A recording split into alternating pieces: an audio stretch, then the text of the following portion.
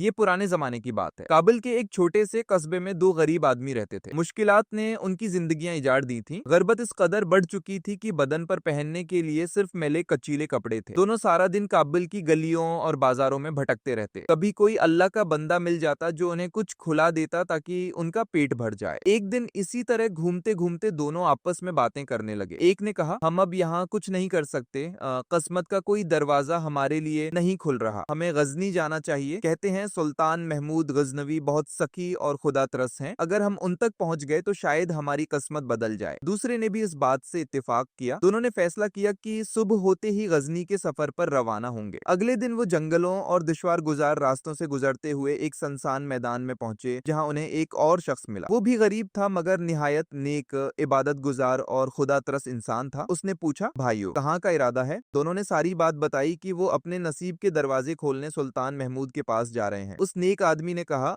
मैं भी गरीब हूँ, मेरे पास कोई माल नहीं रहा, लेकिन मैं सुल्तान से नहीं सिर्फ अल्लाह से उम्मीद रखता हूँ जिसके खजाने लामहदूद हैं। वो चाहे तो बादशाहों को भी अता करता है। उसके बावजूद तीनों साथ साथ सफर करने लगे, यहाँ तक कि वो सब गजनी पहुंच गए। सुल्तान महमूद की रात हैरानकुन मुलाकात। गजनी पहुंचकर वो तीनों शहर के एक खंडर में बैठे बातें कर रहे थे कि इत्तेफाक से सुल्तान महमूद गजनवी चांदनी रात का लुत्फ लेने बाहर निकले। घूमते घूमते वो उसी खंडर तक पहुंचे। सुल्तान ने पूछा, तुम कौन हो और यहाँ क्या कर रहे हो? काबिल के दोनों आदमियों ने अपनी गुर्बत और भूख का हाल सुनाया। सुल्तान ने कहा, अपनी अपनी ख्वाहिश बयान करो, शायद मैं पूरी कर सकूं। एक ने कहा, मेरी सारी दौलत धोखे से छन गई है, अगर मुझे 10,000 दिनार मिल जाएं तो दोबारा तजारत करके खुशहाल हो जाऊंगा। दूसरे ने कहा, मेरी खूबसूरत बीवी मर गई, मेरा दिल टूट गया, अगर आप मुझे अपने महल की कोई खूबसूरत शहजादी दे दें तो शायद मेरी किस्मत बदल जाए। फिर सुल्तान ने तीसरे शख्स से पूछा। वो नेक आदमी खामोश बैठा था। सुल्तान ने पूछा, तुम्हारी क्या ख्वाहिश है? उसने जवाब दिया, मैं अपनी हर ख्वाहिश अपने रब से मांगता हूँ जो बादशाहों को बादशाही देता है, अगर उसने चाहा तो वही मुझे अता करेगा। सुल्तान को ये बात अजीब लगी मगर वो खामोश रहा और वहां से चला गया। अगले दिन दरबार में हैरान कुन फैसला। अगले दिन तीनों को दरबार में पेश किया गया और उन्हें हैरत हुई कि वही शख्स जो कल रात घूम रहा था असल में सुल्तान था। दोनों काबिल वालों ने अपनी अपनी ख्वाहिशें दोहराई। सुल्तान ने एक को 2 थैले भरकर सोना दिया और दूसरे को एक खूबसूरत शहजादी दे दी। आजमाइश का आगाज और साजिशें, लालच और मौत तीनों वापसी के सफर पर रवाना हुए। सोना उठाने वाला बहुत थक गया और नेक आदमी से कहा, ये थैले कुछ देर के लिए थाम लो। नेक आदमी ने खामोशी से थैले पकड़ लिए। उसी वक्त सुल्तान के खुशामदी वजीर ने सुल्तान को बहका दिया कि जिस नेक शख्स ने आपसे कुछ न मांगा वो आपकी तौहीन कर रहा है, उसे सजा मिलनी चाहिए। सुल्तान ने गुस्से में जलाद को हुक्म दिया, तीनों में से खाली हाथ वाले का सर कलम कर दो। जलाद जब पहुंचा तो थैले नेक आदमी के हाथ में थे, वो असल मालिक न था, उसे गलती से कत्ल कर दिया गया। दूसरी बड़ी गलती, सुल्तान चीख कर बोला,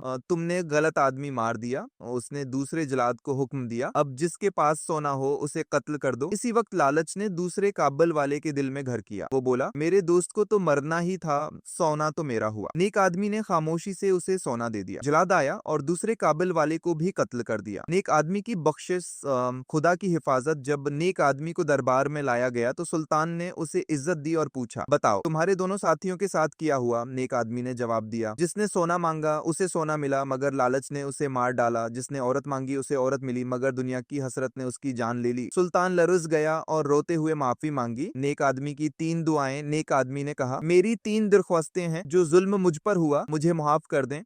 मेरे दोनों साथियों के घर वालों को पैसा दिया जाए ताकि वो जी सकें, मुझे एक छोटी सी दुकान दे दें ताकि मैं रिज़्क़ हलाल कमा सकूं। सुल्तान ने तीनों बातें फौरन कबूल कर ली। अंजाम, हकीकत समझ आ गई। वो नेक आदमी मेहनत करता रहा, अल्लाह ने उसे बहुत दौलत दी मगर वो सब गरीबों में बांट देता था। लालच कभी उसके दिल में न आया और वो हमेशा अपने खालिक का शुक्र अदा करता रहा।